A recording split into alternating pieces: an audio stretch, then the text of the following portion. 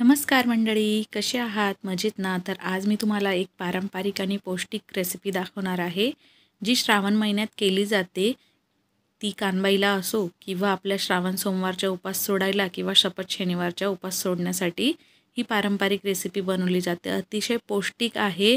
तुम्हाला माहितीच असेल, तर हे आहे बाजरीचं ढासलं. तर हे कसं बनवायचं ते बघूया आपण. चला मग. तर इथे मी बाजरी घेतलेली आहे, मापाच्या कपाने मोजलेली आहे. तर 1.5 कप बाजरी घेतलेली आहे. आपण 1 कप, सव्वा कप, 1.5 कप घेऊ शकतो. ती स्वच्छ धुवून घ्यायची आणि पाण्यामध्ये 15 मिनटं भिजत ठेवायची आहे. 15 मिनटानंतर आपल्याला बघा पाणी निथळून घ्यायचं आहे. एका गाळणीमध्ये टाकून घ्यायचं आहे बाजरी आणि मस्त 15-20 मिनटं याचं पाणी निथळून घ्यायचं आहे. 15 ते 20 मिनटानंतर आपण ही बाजरी, जी पाणी निथळलेलं आहे, ती बाजरी आपण मस्त मिक्सरच्या जारमध्ये टाकून पल्स मोडवर फिरवायची आहे. खूप बारीक करायची नाही आपल्याला, अगदी 2-4 सेकंड अशी फिरवायची, परत बंद करायचं, पुन्हा फिरवायचं आणि बंद करायचं. अशा प्रकारे आपण बाजरी ही मस्त अशी करून घ्यायची आहे. बाजरीचे अगदी 2 ते 3 तुकडे व्हायला हवे. ही बाजरी आपण खलबत्त्यात पण काढू शकतो. तर इथे मिक्सरच्या जारमध्ये मी फिरून आता एका मोठ्या ताटामध्ये काढून घेते आणि बाजरी अशी पसरून घेते आणि हवेशीर ठेवायची 15-20 मिनटं, जेणेकरून त्या बाजरीचा कोंडा असा मऊ होणार आणि निघायला सोपं जाणार. तुम्ही कोंडा नाही काढला तरी पण चालेल. 15 ते 20 मिनटानंतर बाजरी मी अशी हाताने चोळून घेतली आणि तो कोंडा मस्त निघून जातो. तर आपण ही थोडी अशी पाकडून घेऊया. खूप कोंडा काढणार नाही आहे मी, थोडाफार कोंडा काढून घेते असं पाकडून. त्यानंतर ही बाजरी आपली ढासलं बनवण्यासाठी तयार आहे. तर इथे आपण बाजरी तयार केलेली आहे. त्यानंतर बाकीचं साहित्य बघूया. मापाचं 1 कप होता, तर अर्धा कप आपल्याला तांदूळ, चना डाळ, तूर डाळ घ्यायची, पाव कप शेंगदाणे, पाव कप खोबरं, काजू घ्यायचे 15-20 आवडीप्रमाणे. तर इथे सगळं साहित्य घेतलेलं आहे मी. तर इथे धान्यही तुम्ही कमी जास्त करू शकतात किंवा तुम्ही मुगाची डाळ वापरू शकतात, अजून एक्स्ट्रा सोयाबीन पण वापरू शकतात. त्यानंतर मी इथे 3 मोठे कांदे घेतले आहे, 2 टोमॅटो, 1 शिमला मिरची, 2 गाजर, 1 बटाटा, 2 हिरव्या मिरच्या. हे सगळं आपल्याला कापून घ्यायचं आहे. टमाटा, शिमला मिरची, गाजर स्वच्छ धुवून घ्यायची, मग कापायची. त्यानंतर मी इथे एका प्लेटमध्ये सगळं साहित्य कापून घेतलेलं आहे. तेजपान, कढीपत्ता घेतलेला आहे, अद्रक लसूणची पेस्ट, हिंग आणि मटार पण घेतलेले आहे. तर इथे आपली सगळी तयारी झालेली आहे ढासलं बनवण्यासाठी. तर इथे मी थोडी पौष्टिक बनवत आहे. तर गॅसवर आपण कुकर ठेवूया. त्यामध्ये 3 ते 4 पळी तेल टाकायचं, 2-3 चमचे साजूक तूप टाकायचं. इथे तेलाचं प्रमाण कमी जास्त तुमच्या आवडीप्रमाणे करू शकतात. त्यानंतर अर्धा चमचा मोहरी टाकायची, 1 चमचा जिरं टाकायचं, 2-3 तमालपत्र टाकायची आणि 10-15 काजू टाकलेले आहे मी, 2 मूठ शेंगदाणे म्हणजे पाव कप आणि सुक्या खोबऱ्याचे काप टाकलेले आहे. मस्त ते आता 1-2 मिनटं आपण परतून घ्यायचं. शेंगदाण्याचा हलका सोनेरी रंग येईपर्यंत मस्त हे सगळं परतून घेत आहे. आता यामध्ये आपण 12 ते 15 कढीपत्त्याची पानं टाकून घ्यायची. खूप छान फ्लेवर येतो कढीपत्त्याने. तर मस्त टाकून परतून घ्यायचा आहे आपल्याला कढीपत्ता. तर इथे मी मध्यम आचेवर सगळं बनवत आहे. मस्त परतून झाला की आता यामध्ये आपण हिंग टाकायचा, पाव चमचा किंवा अर्धा चमचा. इथे मी पाव चमचा हिंग टाकून मस्त परतून घेतलं. त्यानंतर आपल्याला इथे 2 हिरव्या मिरच्या लांबसर कापून घ्यायच्या, त्या टाकून घ्यायच्या.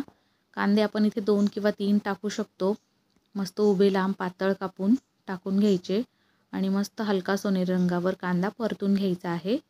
तर इथे बघा मी भाज्यांचा वापर केलेला आहे. पूर्वी भाज्या वगैरे टाकायचं नाही, साधी सिंपल करायचे, पण तीही पौष्टिकच असायची. ही अजून पौष्टिक व्हावी म्हणून मी इतकं ॲडिशनल सगळं टाकत आहे. कांदा परतून झाला की यामध्ये 1 ते 1.5 चमचा आलं लसूणची पेस्ट टाकून घ्यायची, मस्त परतून घ्यायचे आलं लसूणचा कच्चा वास जाईपर्यंत.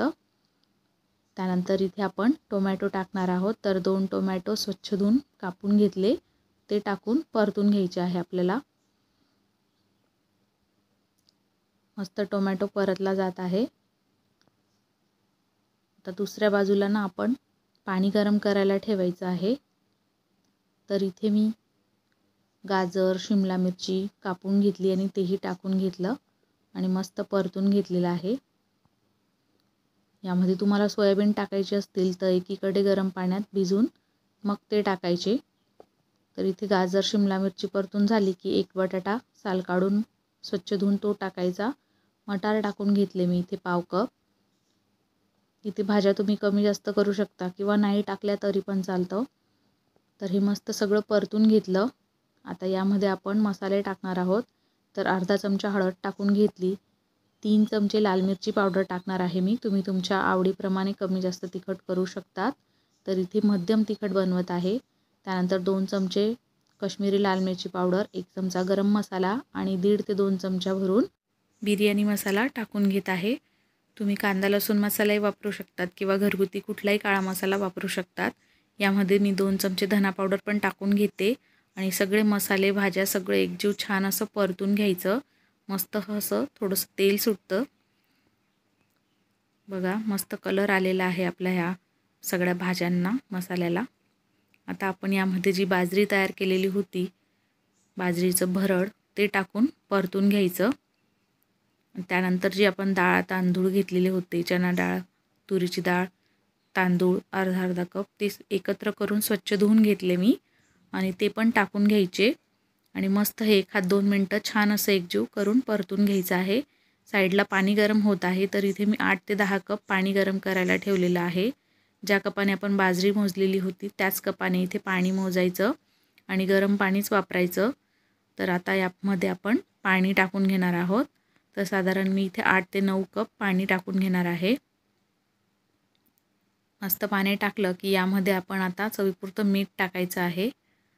इथे आपण ज्या पद्धतीने बाजरीचं ढासलं बनवत आहोत, तर बाजरीच्या ऐवजी तुम्ही ज्वारी, दादर, नागली घेऊ शकतात किंवा गव्हाचं भरड घेऊ शकतात किंवा सगळं मिक्स करून मल्टीग्रेन पण करू शकतात. ते अजून पौष्टिक होणार. तर इथे बघा आपलं सगळं बाजरीचं ढासल्याची सगळं व्यवस्थित करून झालेलं आहे. मीठ टाकून झालेलं आहे. छान उकळी येऊ द्यायची आहे. आता आपल्याला लगेचच झाकण लावायचं नाही. तर इथे आपण अर्धं पाणी आटू द्यायचं आहे, कारण बाजरी तळाशी जाऊन बसते. त्यामुळे हे सतत ढवळत राहायचं आहे. थोडंसं निम्मं शिजून घ्यायचं आहे. इथे मी कंटिन्यू खालीवर करणार आहे.